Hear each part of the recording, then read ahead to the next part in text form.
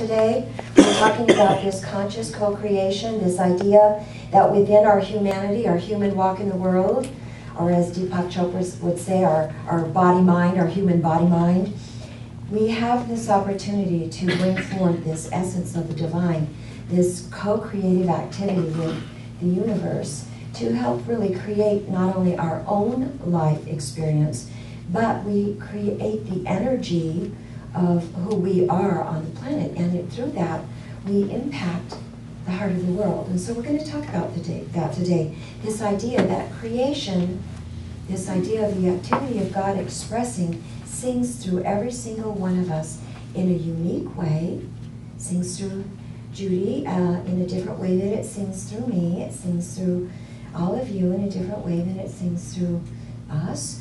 But it sings in a unique, beautiful, divine way, and it helps create the harmony that the universe is. And so we're going to talk about this conscious cooperation with spirit, this conscious expression of our most divine self. That's really what co-creation is.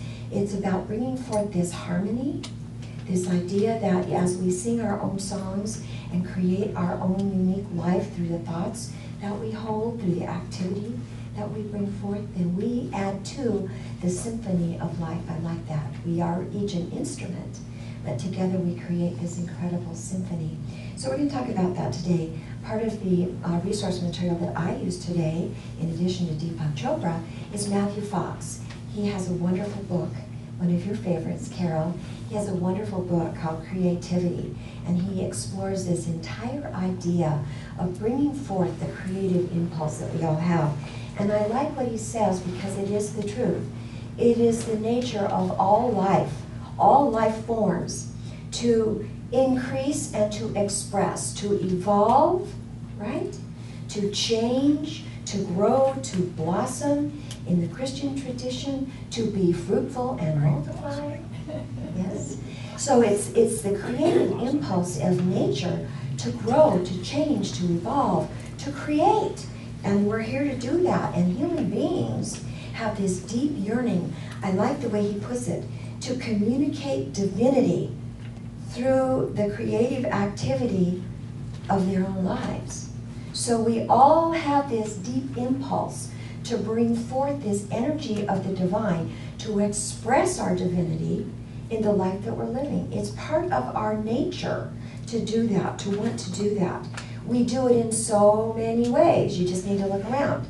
Through artistic endeavors, through the music that we create, through the architecture that we build, through this incredible scientific world where we are creating these new ways of discovering things and seeing things, new ideas. This, the architecture, religion. We create religions, right, as an expression of divinity, to try to make sense, to make meaning out of our life experience. We create, in our cultures, we're just these creative, awesome beings. So look at your own home. Look at your own life, and this is what you're creating. Look at common ground. Look at our culture, look at our country, look at our world. Now what I'd like to say is some of the stuff we're creating seems a little less than beneficial, doesn't it? So we're called to create consciously, to step into harmony with the universe and create from the most refined level of our awareness, not from what Eckhart Tolle would call, not from the level of our ego, which is often based in our pain body. We create from these wounds and from these suffering parts of ourselves. So we're being called to create through our awareness of our divinity and to bring that forth. He says, Matthew Fox says, creating is imitating divinity. We're here to imitate divinity and nothing less. I like that. I like that. So we're all meant to tap into this creative energy. We're all meant to bring forth this creativity, and so we get to choose how it looks. We get to choose what our intimate relationship with this creative process looks like, how it shows up in our own life experience, so that whatever my life looks like, as Eric Butterworth would say, I am the activity of God expressing. I am that. And so my life is a reflection of my thoughts, my actions, The words that I speak, my life is a reflection of that. So if I'm suffering, guess what I better look at? Better look at the place from which I am creating. Absolutely. So what I know is that we don't create in a vacuum. Like Robert's song, the vibration of our creation includes everybody and everything. And as David Hawkins would say, he's the gentleman that wrote the work Power versus Force, as David Hawkins would say, every single time we create, through a thought, through a word, through an action, the universe holds its breath, waiting to see how it's going to outpicture. Every single moment of creation is a moment for the universe to either celebrate itself or go, oh dear, oh dear. So it's really important for us to have this profound and simple knowing that we are connected to each other. We're like Indra's net. When one strand on that net is plucked and it starts vibrating, guess what? We all feel it. When we create something, everybody is impacted by it. If it's beautiful, we celebrate. If it's not, we all suffer. So that's what we're talking about. And so for me, this idea of co-creation at the most refined awareness that I can bring forth is about not saying no to the universe. It's about watching my life experience as it unfolds and saying yes to the opportunities, the possibilities. I love the idea that Father, what's his name, Linda? Stendhal Rast, whatever his name is, David Stendhal Rast or something like that. He has this incredible body of work on gratitude. And I love the idea, this day, this moment will never be repeated again exactly as it is. So it's important for me not to say no to the isness of the experience, to embrace that and to see how that is supporting my creative energy and activity in the universe. Not to be impatient with it, not to be dissatisfied with it, but to be inspired by it. And when I am inspired by the creative activity that I see around me, so that I can bring that forth in my own life, guess what? We all become an inspiration to each other through our own inspiring creativity. It's not what we know, it's not how much intelligence we bring forth that is the important thing. That's important, of course. But it's not how informed we are or how filled with information we are. It's how inspiring we are that matters. How inspired is our creativity? So I have to honor all the possibilities that show up in my life experience, to grab hold of that experience and allow that to create through me in my expression. And I expect things to work out. I just expect things to work out. I have a basic trust in the universe to move through me in a way that will be beneficial. Oh, by the way, sometimes I'm going to make mistakes. I have to pay attention to that. I have to pay attention to those times when I am unskillful and I need a redo. We all have that opportunity. But when we expect things to work out and we're patient with our life experience, and we can see the beauty in the moment and appreciate whatever is going on, even sometimes in missteps, because guess what? They teach us stuff, don't they? Then we recognize our connection with all it is. And so my work in co-creating my life with the universe, with spirit, with God, with whatever you call that energy, you can call it whatever you want. My work is to make myself available so that I can be that expression, so that I can allow creation to sing through my life. I love what Eric Butterworth says, great metaphysician. He's now made his transition, but he's a unity leader, a unity teacher, and I love what he says, quote, "You are God's living enterprise. God has something wonderful to say through you, which can only be said as you." You see, there's this incredible awareness that every single one of us makes a difference. We are each that incredible creative impulse of the universe. And every single one of us has something beautiful to bring through. So as we talk about this co-creation, Well, when I went to college, I was a political science major. Now here at Common Ground, we have a very fast rule. We don't talk about politics because we're on common ground. We don't talk and denigrate other people's religions because we're on common ground. We all can think what we want, we can all believe what we want, but I am struck by, when we're talking about co-creating our life experience, the words that I hear in the news around the political campaign. Not taking sides, just bringing forth what we've heard. We built that. I built that. You didn't build that. This is all about the creative process, and guess what? Every single one of those statements is true at some level of awareness. We built that. Yeah, we did. We built this. All of us, we built this. I built this. I built the life that I'm living in cooperation with Spirit. And guess what? I didn't build that because I didn't do it all alone. I did it in harmony with all of you. I did it in harmony with the universe. I did it with the support of what Josh Groban sang about in that song. You raise me up and make me more than I am in my human self. This energy of the divine comes in and is part of it. So we get to choose the consciousness from which we create our life experience. So we have to pay attention. So in the work of Michael Beckwith, he has a model that we use very often here. And it's all about this idea of co-creation, creating our life. And the very most base awareness is everything happens to me. I'm a victim. And when we have the idea that everything happens to me, we feel powerless, yes? We feel out of control. We feel like everybody's against us. And we suffer, right? And we are running through our life experience going, oh, woe is me, poor me. This is a very, and guess what? We create from this level sometimes, and we all get there. I had a sore back last weekend, and I'll tell you what, it was happening to me. It was happening to me. And it was all about poor me, woe is me, pain, suffering, woundedness.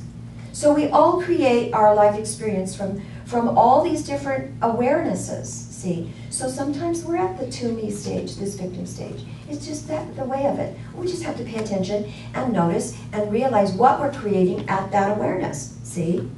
Then the next refinement of this consciousness is, oh, I step out of being a victim, everything's happening to me, and I step into this awareness that, guess what? By me, I can create, I can manifest.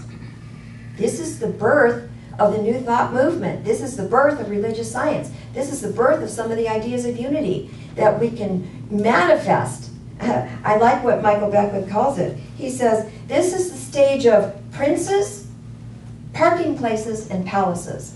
Don't you love it? Create, the knight on the shining, or the shining white knight on the horse, coming to rescue us. We create the parking space, or whatever it is. We create the mansions of Porsches. We put the picture, and guess what? We can do this. We can manifest. We can manifest. We can consciously create. That's one of the layers of this creative process. We can do that.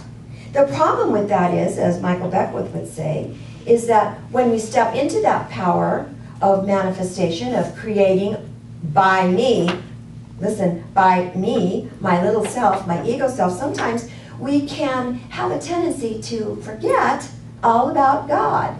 Edge God out. We're creating from a state of ego. Look what I did. Look what I manifested. Look at my convertible Mercedes. Look what I manifested. We forget that there's more. This is certainly one of the layers of creation. We co-create through our intentions, Now this is what we're talking about today, through me. Through me is a more refined awareness, and this is where we are creating with the consciousness that we are cooperating with Spirit in all that we do. And we're allowing Spirit to move through, however it chooses, whatever it wants to do. So we may still be manifesting things in our life from a place of ego, and it doesn't necessarily have to be from a place of ego, because I tell you what, I'm always thrilled when I find a parking place. I feel like grace has descended when I go, oh, there's my parking place. So I'm not diminishing any of that. I'm not diminishing that aspect of our capacity to co-create. I'm just saying there's more, because I don't know everything.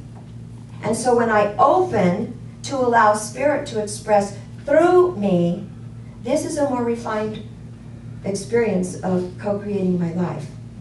This is where we really step into this song, the lyrics of Josh Groban's song. You raise me up. You make me more than my small self could ever imagine. You bring forth an expression of the divine that I didn't even think about. I'm just open, willing, receptive, and allowing whatever that is to express through me, so that I can be God's living enterprise. Not my will, but thy will in the Christian tradition. And I think this is rare. I think this is very rare. It is certainly a refined level of awareness to aspire to, but I think very few of us actually get here, and if we do, maybe for a glimpse. But there's a more refined level called as me. So we go from to me, where we're a victim, by me, where we're creating and manifesting from our ego what we'd like to have in our life experience, through me, where we are co-creating in full awareness that the activity of Spirit moves in our life and is part of the process. And then as me, and this is where we have no attachment to outcome. No ego attachment. We know Spirit is in charge. It's what Jesus said, paraphrasing, because I'm not a biblical scholar. It's not, I of myself can do nothing. It is the Father within me that does all the work. It is that brings forth all of this. No attachment, nothing. Now, I don't know if I've ever really been there. I can only think of one time in my whole experience of life that I've been aware of that kind of as me. And I'll talk about that in a minute. But as we move into this through me, this is possible for most of us, at least most of the time, to allow Spirit to run the show, to allow Spirit to be the one that guides the activity of how our life shows up. This requires absolute openness, basic trust. It requires us to step aside, not have any worries about how it's going to show up, not be concerned about the outcome. Just take the next indicated step. Have basic trust. I was in the shower this morning. We had a situation, a business situation that we were working with in our home, and it was confusing, and I had a moment, one of those unskillful moments where I was a little wound up and stupid. Been there? You're wound up and stupid, and you don't see everything you're supposed to see because you're like so, kind of to me actually. And this morning as I was taking a shower, the image of the file that I was looking at came to me, and I saw the check, and I went, it wasn't a problem at all. It wasn't a problem at all. Open, basic trust in the process, and taking the next indicated step, getting quiet enough to let Spirit reveal it to me, and there was the check all the while. Problem solved. Problem solved. No need to worry. But boy, I'll tell you what, yesterday when I was agitated about this thing, I was just right in there, totally immersed and stupid. That's what to say. The more angry and the more fearful we are, the more stupid we are. It's just a fact. It's just a fact. So we have to give up control. We've got to stop struggling with all of these things, and we've got to move into this partnership, this spiritual partnership with everybody else, with everything else, and with the divine. Do your part. Talking about doing your part. Take the next indicated step. Put one foot in front of the other. Les Bunda would say, pray and move your feet. And then just do your part, and then let God do God's part. Sometimes we want to do it all. Sometimes we want to do it all. No struggle. And when we do that, we create a new outcome, like Deepak Chopra says. So I want to briefly tell you, some of you have heard this before, but my only experience to date of this as me thing, where you get yourself totally out of the way and a new solution comes forward, was around a very difficult experience with an automobile, my grandchildren. So some of you are shaking your heads going, I've heard this story before, but I want to tell it again because it's a perfect experience of spirit moving through and acting as, not even me, as whatever, this human being that was expressing as God. So what happened was, I had a car, actually it was a Jaguar, and it had a shift, what do you call those things, a gear shift that would disengage no matter what. It didn't have the protection so that when it was parked, you couldn't move it. So my grandson was in the front seat and he disengaged the gear shift in the car. We were all trying to get in the car to go to Disneyland, and he disengaged the gear shift, which meant the car started rolling backwards. And my granddaughter, who was halfway in and halfway out of the car, went under the car, and we're all standing there kind of paralyzed, trying to figure out what to do, and holding the car back, and it was on an incline. And all of a sudden, out of nowhere, out of everywhere actually, came this sense. So my body disappeared. I was only aware of from heart up, bright light, time stood still. I heard the voice that said, get in the car and step on the brakes, get in the car and step on the brakes.